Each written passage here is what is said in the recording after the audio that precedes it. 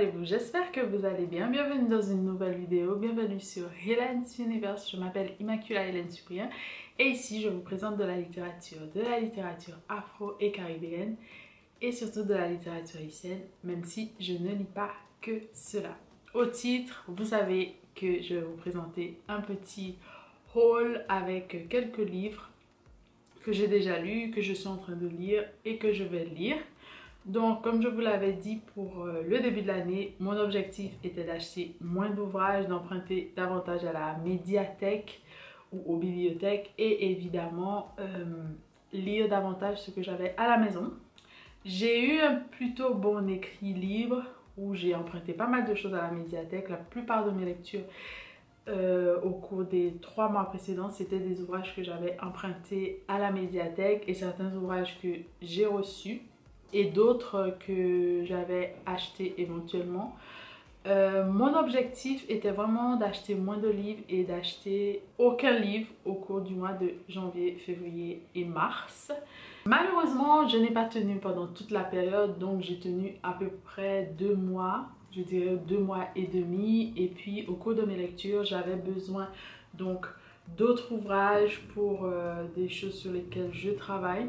Donc j'ai dû acheter des ouvrages pour connaître la plume d'une autrice notamment et pour savoir de quoi ça parle sans entrer dans un sujet, sans avoir lu la plume de cette autrice et d'autres auteurs en général. Donc voilà, aujourd'hui je vais vous présenter une liste d'environ plus d'une dizaine d'ouvrages que j'ai eu la chance de recevoir et d'acheter. C'est avec plaisir que je vais commencer. Je pense qu'il y a de l'occasion, oui, et du neuf. Donc il y a de l'occasion et du neuf.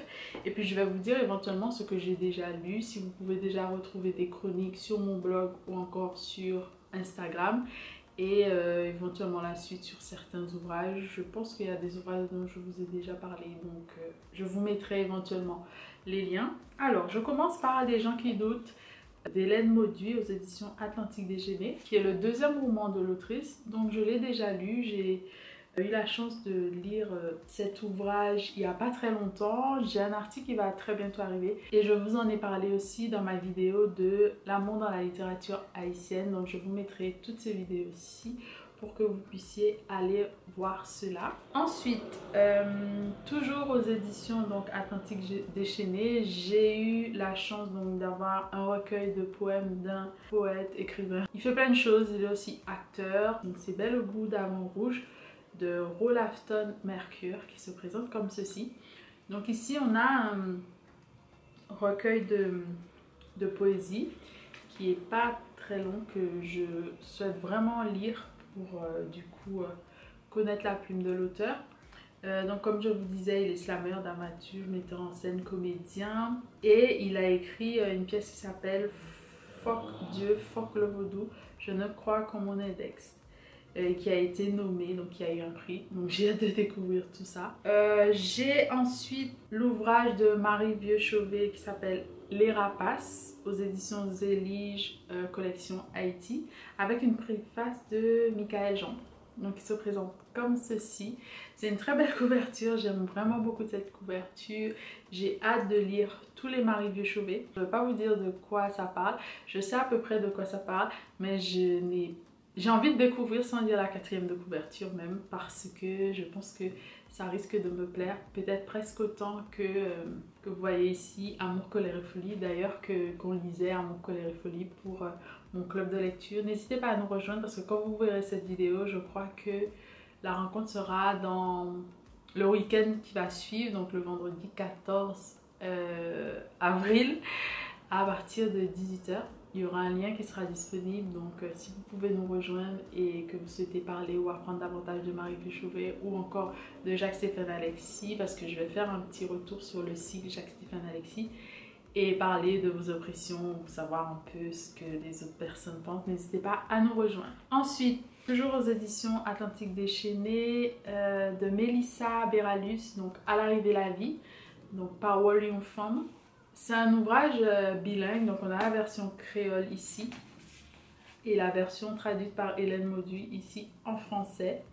Donc j'aime bien le fait d'avoir deux œuvres comme ça tête bêche. Et ce que j'adore, c'est que j'ai eu aussi une dédicace. Et ce que j'adore aussi, c'est que cet ouvrage est un ouvrage qui est écrit à la base en créole. Et j'ai hâte vraiment de lire davantage de créole parce que j'aimerais essayer de parfaire un petit peu plus mon créole. Je pense que je peux parler suffisamment bien. Je ne comprends pas tout évidemment, mais je pense que je peux parler suffisamment bien. Et ensuite, j'aimerais lire davantage et mieux et l'écrire également. Je ne pense pas écrire super bien. Je me débrouille avec 2-3 mots et tout, mais voilà. Donc j'ai vraiment envie d'évoluer dans ce sens. Et les extraits qu'on a entendus et que j'ai lus sont déjà très, très bien. En fait, c'est l'histoire d'une femme. Là, je vais vous dire parce que ça me plaît. C'est un monologue d'une femme qui dit que vous ne m'avez pas demandé d'expliquer cette histoire, mon histoire, mais je vais quand même vous la dire. Et en fait, c'est une femme qui est en train de faire chauffer de l'huile pour éventuellement agresser son compagnon parce que elle va essayer de se venger. Elle va se venger après des années de soumission et pas mal d'autres choses, violence, etc.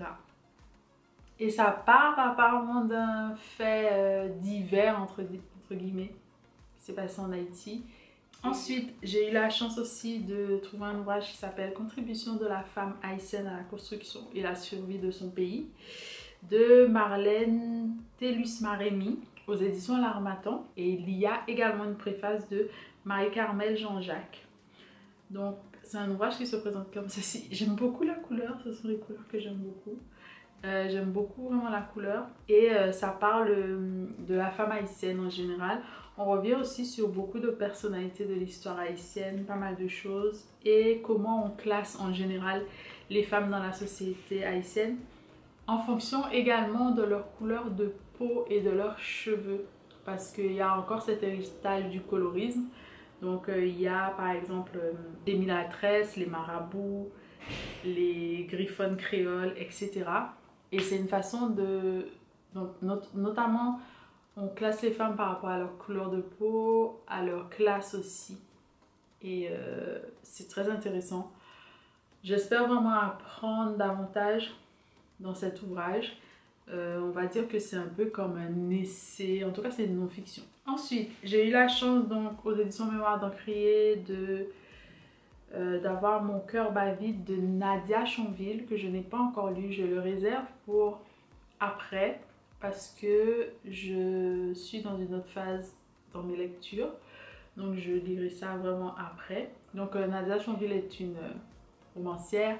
Elle avait écrit d'autres romans quand elle était plus jeune, vraiment adolescente on va dire. Beaucoup de... Je sais pas si c'était de la fantaisie ou du fantastique, je sais plus. Et elle se revendique comme étant aussi féministe, il me semble. Et puis je crois que j'ai eu la chance d'avoir une dédicace également. Donc voilà. Et je suis ravie d'avoir cet ouvrage. Je sais pas encore quand je vais le lire, mais c'est l'histoire d'un personnage qui va tuer un enfant, donc l'enfant de sa sœur.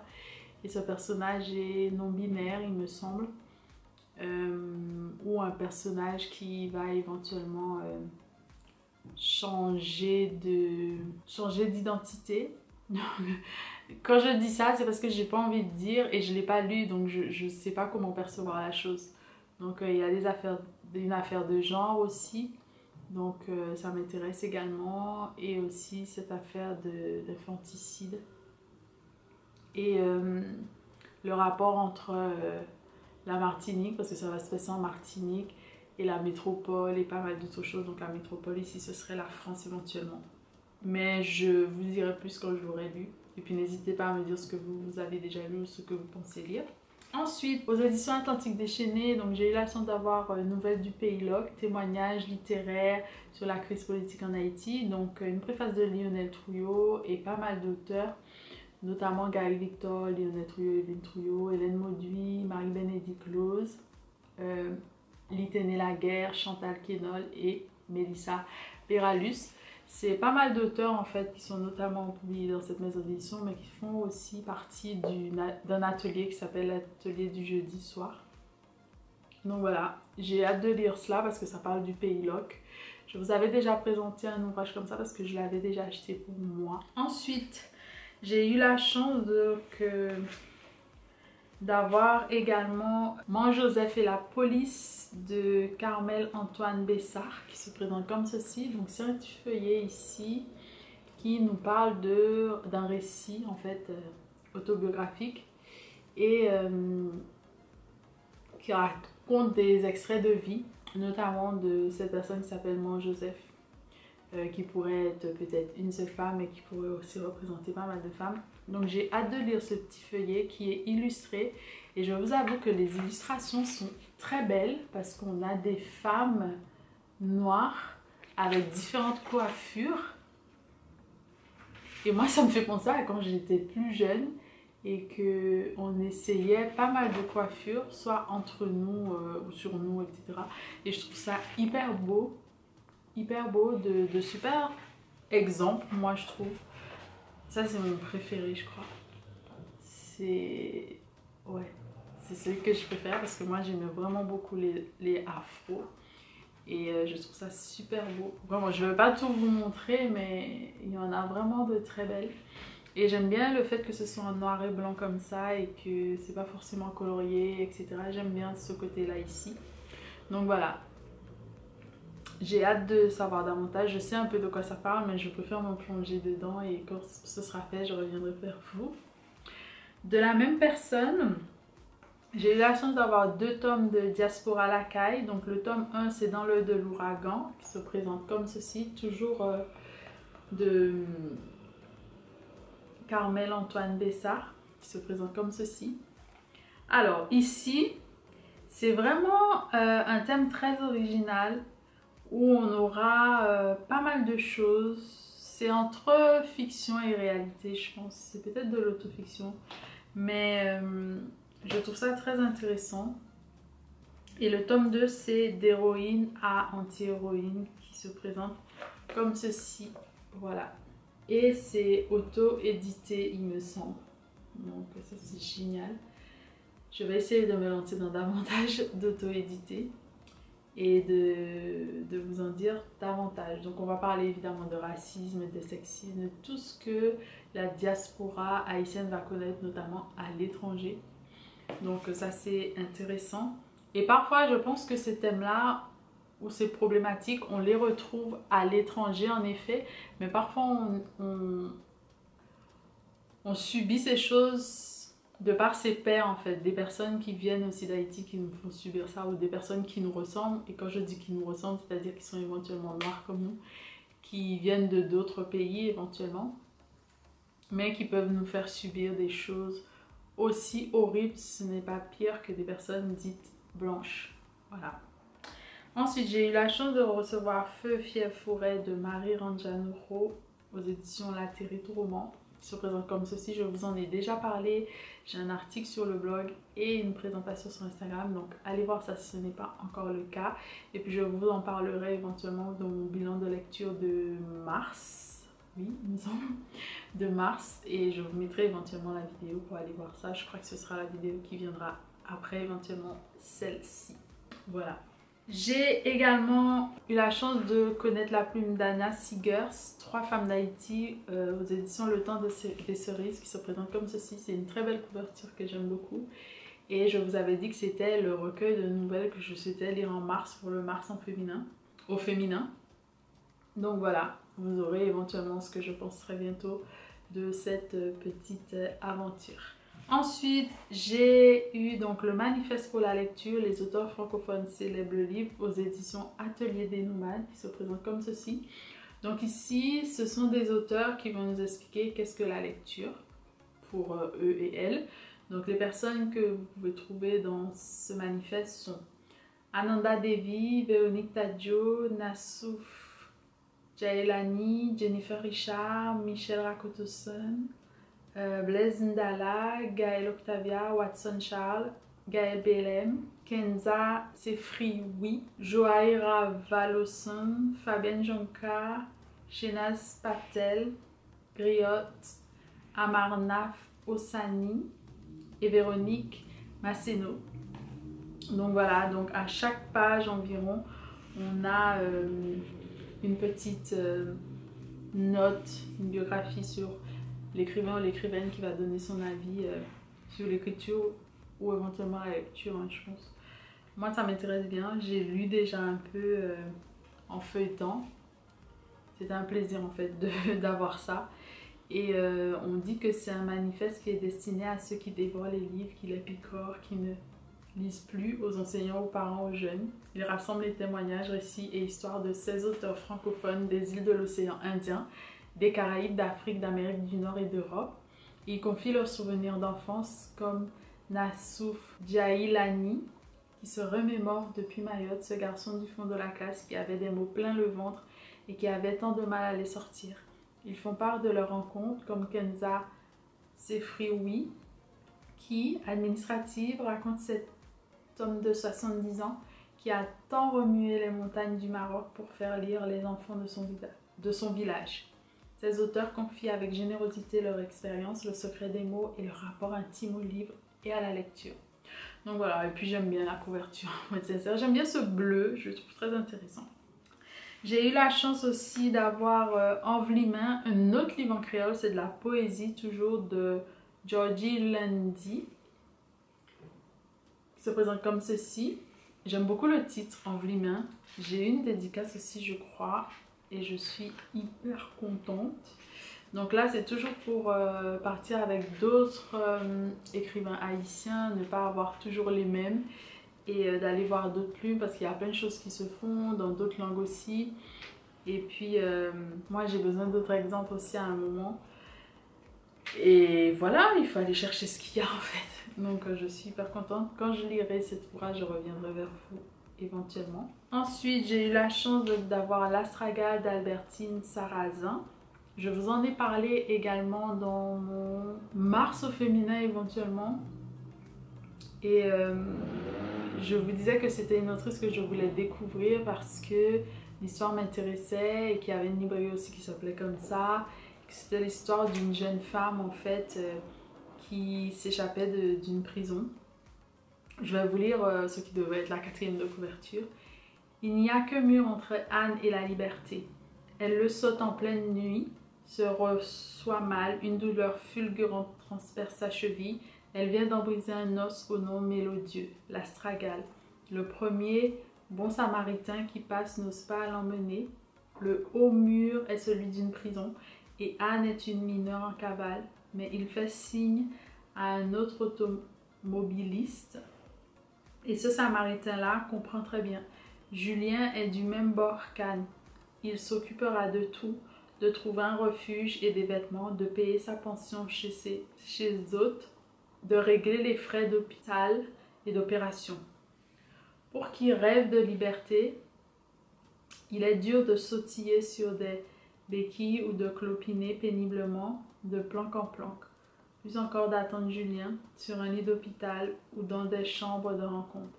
Anne reprendra le chemin aventureux qui la conduira à nouveau derrière le haut mur et par-delà jusqu'à la gloire littéraire lorsqu'elle rassemblera les innombrables feuillets écrits en cellules et qui racontent son histoire.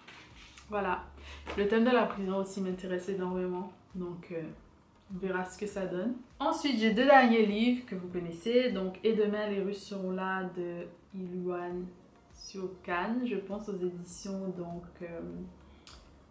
aux éditions Tropisme Édition. J'ai un article que vous pouvez retrouver sur le blog, donc c'est dans le cadre de mon partenariat avec cette maison d'édition. J'ai eu la chance de lire ce premier ouvrage, j'ai hâte de lire le second que j'espère vous présenter très bientôt. Et je pense que le second, on part au Brésil, là on était en mode d'avis avec la guerre et pas mal d'autres choses. On verra pour les suivants et puis je vais vous en dire davantage dans mon bilan de lecture. Et enfin, le dernier ouvrage que je souhaitais vous présenter est une non-fiction dont je vous parlais, je crois, dans une vidéo de ce que j'aimerais lire qui va sortir très bientôt. C'était mon dernier bilan de lecture, je crois, de l'année 2022. Et c'était Le contrat racial de Charles Mills. Et je crois que j'avais dit Miles avant, mais c'est Mills, je crois que j'avais mal écrit. Et c'est aux éditions Mémoire d'Encrier. Donc j'ai hâte de lire et en plus, j'aime bien Quatrième de couverture parce qu'il y a quelqu'un que j'apprécie beaucoup et que j'ai lu récemment dans un album jeunesse. Donc voilà, c'est un livre qui a changé la vie de beaucoup de personnes. C'est un livre aussi qu'on ne retrouvait plus il y a très longtemps et qui fait écho à pas mal d'autres contrats. Donc il y a le contrat sexuel, le contrat racial et le contrat social.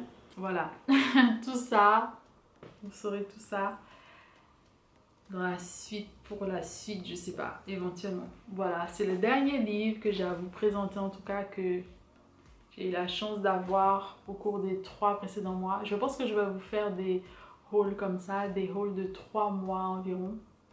Une nouvelle acquisition sur 3 mois. Voilà, j'espère que ça vous aura plu. Je vous remercie infiniment d'être là, de me soutenir sur la chaîne et ailleurs. Merci vraiment beaucoup.